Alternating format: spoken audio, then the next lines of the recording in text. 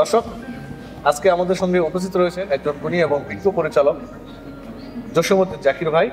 তার সঙ্গেই কথা বলবো এবং খুব ভালো মনের মানুষ। চলুন তার সঙ্গে আড্ডা দিই। ভাইয়া আসসালামু আলাইকুম। ভাইয়া কেমন আছেন? জি আলহামদুলিল্লাহ ভালো। তো ভাইয়া, আপনার চলচ্চিত্রের যাত্রা কিভাবে শুরু হয়, কত সালে, কার মাধ্যমে? আসলে চলচ্চিত্রের যাত্রা বলতে আমি একদম ছোটোবেলা থেকেই স্বপ্ন দেখতাম যে আমি সিনেমাতে কাজ করব বা মিডিয়াতে কাজ করব। তো সেই সুবাদেই বেসিক্যালি আমার দেশের বাড়ি হচ্ছে টাঙ্গাইল নাগরপুরে। আমার ঢাকা শহরে এসে আমার লেখাপড়া জার্নিটা শুরু করা। কারণ ঢাকা শহরে আসার কারণেও একটাই উদ্দেশ্য যে ওখানে গেলে হয়তো সিনেমা রিলেটেড কোনো লোকজনের সাথে পরিচয় হবে, জানাশোনা হবে, বাট আমি এফডিসিতে ঢুকতে পারবো বা সিনেমাতে কাজ করতে পারবো। সেই জায়গা থেকেই ঢাকাতে ভর্তি হয় এবং সেটা কথায় আছে যে ইচ্ছা থাকলে উপায় হয়। সেই অনুযায়ী অলরেডি একজন লোক পেয়েছি। উনি হচ্ছেন অনেক সিনিয়র একজন স্ক্রিপ্ট রাইটার। ওনার নাম হচ্ছেন সানি আলম। তো ওনার মাধ্যমে প্রথম পরিচয়। ওনার মাধ্যমে সাথে উনি স্ক্রিপ্ট লেখে, যেহেতু আমিও টুকটাক লেখালেখি করি। এরপর সরাসরি যখন ওনার হাত ধরেই আমার এফডিসিতে ঢোকা। আচ্ছা। এবং আমি যখন প্রথম সিনেমার কাজ করি, সেই সিনেমার নাম হচ্ছে চেনা জানা শত্রু, 2002 সালে। আর ওই সিনেমার ডিরেক্টর ছিলেন হচ্ছে জনাব শামসুদ্দিন টগর সাহেব। এই হচ্ছে এখন পর্যন্ত কতগুলো চলচ্চিত্রে সহকারী পরিচালক হিসেবে কাজ করেছেন? আমি এই মুহূর্তে সংখ্যাটা মনে নেই, তবে 15 থেকে 18 এরকম। কয়েকজন পরিচালকের নাম বলুন।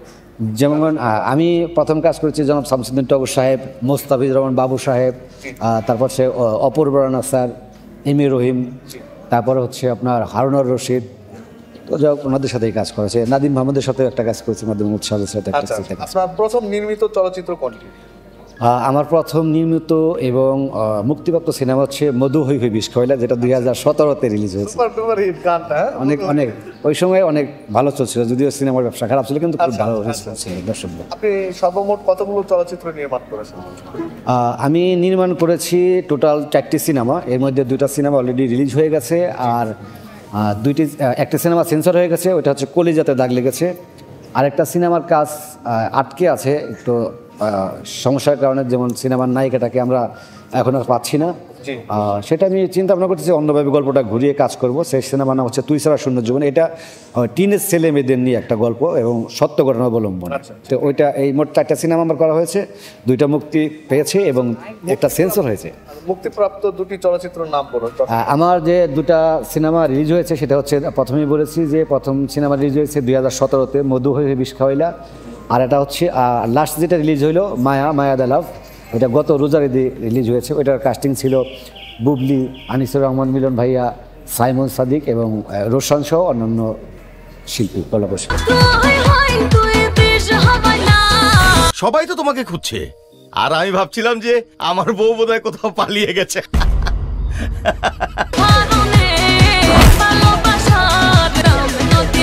এই চলচ্চিত্রটির কনসেপ্ট কিভাবে পেলেন? এটার ব্যাক বিহাইন্ড দ্য সিন। আসলে আমার যে প্রডিউসার ছিল ওই সিনেমার, উনি যথেষ্ট সিনেমা বোঝেন, কারণ উনি সিনেমায় অনেক বছর, প্রায় 35-40 বছর উনি সিনেমায় সময় দিয়েছেন এবং সিনেমার সাথে জড়িত। উনিও অনেক সিনেমা বা ব্যবসা সফল সিনেমার সাথে জড়িত ছিলেন, যে কারণে উনি বুঝেন যে কোন সময়ে কোন সিনেমা বানাতে হবে। তো যাক, আমি আমার মতো করে একটা গল্প লিখেছিলাম। ওইটা মধু হয়ে বিষ খাওয়াইলাতে 2 হিরো 1 হিরোইন ছিল। জাস্ট একটা মেয়েকে নিয়ে, মানে 2জন ছেলের যে রোমান্টিক যে গল্পগুলো হয় এরকমই।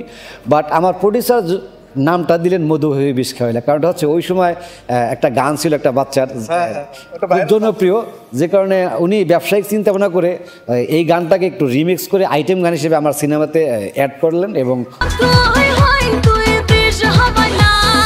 সিনেমার নামটাই দিয়ে দিলেন মধু হয়ে বিষ খাওয়াইলা। তো যাক, আমি যথেষ্ট এনজয় করেছি হলে গিয়ে দর্শকদের সাথে ছবি দেখে। মায়া দ্য লাভ গল্পটি কার ছিল?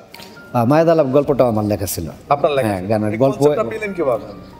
আসলে কনসেপ্টটা এটাই। আমার মায়া দ্য লাভের গল্পটা আপনি দেখেছেন কিনা আমি জানি না, যারাই দেখেছেন তারা কেউ বলতে পারবেন না যে কোনো সিনেমার সাথে এই গল্পের কোনো মিল আছে। মানে মূল যে গল্পের ফাউন্ডেশনটা হয়, মাল্টি স্টার ছিল। হ্যাঁ, মাল্টি কাস্টিং ছিল, 3 হিরো 1 হিরোইন। হ্যাঁ, এই জন্যই বললাম। এমনি সাধারণত হয় যে 2 হিরো 1 হিরোইন, কিন্তু আমার এখানে ছিল 3 হিরো 1 হিরোইন।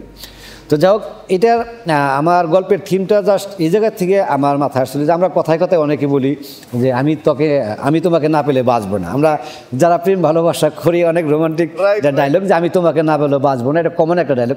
কোনো ভালোবাসার মানুষকে পটানোর প্রথম ডায়লগ হচ্ছে এটা, আমি তোমাকে ছাড়া বাঁচবো না। আসলে আমি এই শব্দটাই আমি রিয়েলাইজ করছি আসলে কি কেউ কাউকে ছাড়া মানে বাঁচবো না, এটা কি আসলে কতটুকু সত্য। এই কনসেপ্টের উপরে আমার পুরো গল্প ছিল মায়া দ্য লাভ, এবং চেষ্টা করেছি সুন্দরভাবে এই কনসেপ্টটাকে ফুটিয়ে তোলার জন্য। তো এই ছবির বাজেট কত ছিল?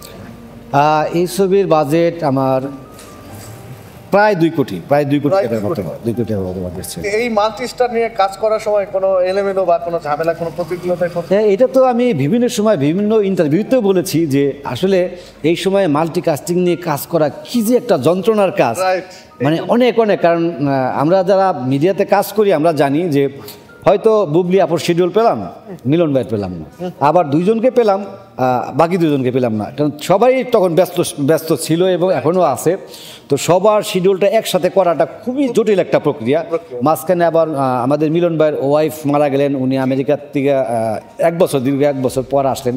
সব কিছু মিলিয়ে অনেকটা জটিল এবং অনেক কষ্টের পথ পাড়ি দিয়ে মায়া দ্য লাভ সিনেমাটা মানে দর্শকদের কাছে পৌঁছাতে পেরেছি আর কি। ও এই বিয়েতে রাজি নয়, সেজন্যই আমার কাছে এসেছে, আমি ওকে দূরে কোথাও নিয়ে যাব। মাধবী, এই ভদ্রলোক কি বলছে এসব? তুমি তো জানো না যে আমি তোমাকে কতটা ভালোবাসি, পাগলের মতো ভালোবাসি আমি তোমাকে। আমার স্বপ্ন আমি একটা শোকেসের মতো তোমাকে সাজিয়ে রাখবো, আমি সারাক্ষণ তোমাকে দেখবো। প্লিজ প্লিজ তুমি আমার এই স্বপ্নটাকে ধ্বংস করে দিও না, প্লিজ। সর্বশেষ বাংলা চলচ্চিত্রের দর্শকদের কিছু বলুন ক্যামেরার দিকে তাকিয়ে, যাতে চলচ্চিত্রের উন্নয়নে ভূমিকা রাখে। চলচ্চিত্রের বিষয় খুঁটিনাটি বিষয়গুলোই আমরা সবসময় একটু ঘাটাঘাটি চেষ্টা করি যে চলচ্চিত্র নিয়ে সাধারণ দর্শকদের কী ভাবনা। তো তাতে আমরা দেখতে পারি একটা যে কোনো সিনেমাও যদি হলে রিলিজের পরে ইউটিউবে রিলিজ হয়, তখন কিন্তু দর্শকদের প্রকৃত মানে মতামতটা প্রকাশ করতে পারে। আগে যেমন এই ব্যবস্থাটা ছিল না, সেটা হচ্ছে সিনেমা হলে সিনেমা দেখলো বা দেখেই চলে গেল, ভালো অভিজ্ঞতা নিয়ে কিংবা খারাপ অভিজ্ঞতা নিয়ে, সেটা আমরা জানতে পারতাম না। জানতাম কখন, যদি আমরা সরাসরি হল ভিজিট করতাম, তখন হয়তো দর্শকদের প্রতিক্রিয়াটা জানা যেত। এখন যেহেতু সিনেমা হল পার হয়েও সে প্রত্যেকটা সিনেমাই কিন্তু ওটিটি প্ল্যাটফর্মে যায়, ইউটিউবে যায়, তো সেখানে কিন্তু দর্শকদের মতামত প্রকাশ করার একটা জায়গা থাকে। আমাদের সিনেমার দর্শকদের বলবো, আপনারা শুরু থেকেই বাংলা সিনেমাকে ভালোবেসে আসছেন এবং দেখেন বলেই কিন্তু ইউটিউবে এখনও সিনেমা চালে সে সিনেমার ভিউ হয়। এখনও আমাদের দর্শকরা রুচি অনেক চেঞ্জ হয়েছে, বাট আপনারা খেয়াল করবেন সেই খায়রুন সুন্দরী, বেদের মেয়ে, এগুলো কিন্তু ইউটিউব প্ল্যাটফর্ম কিন্তু এত আগে আসে না, কিছুদিন আগে আসছে। সে এই সিনেমাগুলোর কিন্তু প্রচুর ভিউ এবং প্রচুর আপনাদের লাইক কমেন্টস। সো আপনারা কিন্তু বাংলা সিনেমা এখনও দেখেন, সো সেই জায়গা থেকে আপনাদের প্রতি শ্রদ্ধা ভালোবাসা থাকবে। অনলাইনের মাধ্যমে, ইউটিউবের মাধ্যমে বা যে কোনো কারণে ওটিটি প্ল্যাটফর্মগুলোর কারণে আমরা অনেক সারা বিশ্বের সিনেমা দেখতে পারি, বিভিন্ন বড় বাজেটের সিনেমা দেখতে পারি। তো সেই সিনেমা দেখে আমাদের সিনেমার সাথে কম্পেয়ার করবেন না, মেকিংয়ের ক্ষেত্রে বা অন্য যে কোনো ব্যাপারের ক্ষেত্রে।